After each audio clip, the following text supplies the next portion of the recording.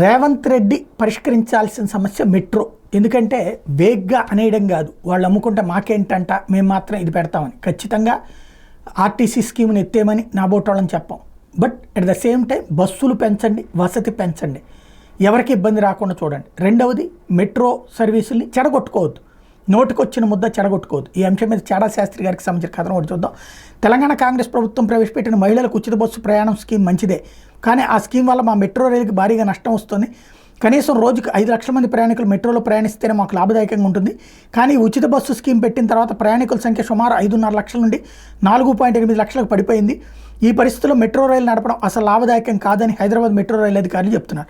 ఆడవాళ్లకు బస్సు ప్రయాణం ఉచితం అనడంతో వారితో ప్రయాణించే పురుషులు కూడా మెట్రో ప్రయాణం నుంచి దూరం జరిగి బస్సులో ప్రయాణిస్తున్నారు. దానివల్ల మాకు మహిళా ప్రయాణికులు మాత్రమే కాదు, పురుష ప్రయాణికుల సంఖ్య కూడా తగ్గిందని అధికారులు చెప్తున్నారు. మొత్తం మీద సుమారు 20,000 కోట్లు ఖర్చైన ఈ మెట్రో రైలు ప్రాజెక్టుకి ఇంకా 13,000 కోట్ల రుణం చెల్లించాల్సి ఉంది. ఐటీ సెక్టార్లో మళ్ళీ ఉద్యోగులను అందరినీ ఆఫీసులకు రమ్మనమని ఐటీ కంపెనీలు కోరితే మళ్ళీ మెట్రో ప్రయాణికుల సంఖ్య పెరుగుతుందని ఆశిస్తున్నాం. ఏదేమైనా 2026కి హైదరాబాద్ మెట్రో ప్రాజెక్ట్ నుంచి ఎల్ఎన్టీ కంపెనీ తప్పుకుంటే ఎలా ఉంటుందని కంపెనీ ఆలోచన చేస్తోందని అధికారులు చెప్పారు. అయితే ఎల్ఎన్టీ కావాలంటే మెట్రో ప్రాజెక్ట్ నుంచి తప్పుకోవచ్చు, కానీ మా ఉచిత బస్సు ప్రయాణం స్కీమ్ ఆపే ప్రసక్తి లేదని తెలంగాణ ముఖ్యమంత్రి చెప్పిన నేపథ్యంలో అక్కడ అది ఆపమని చెప్పట్లేదు, కానీ దీనికి పరిష్కారం ఏంటో ఆయన సూచిస్తే బాగుంటుంది.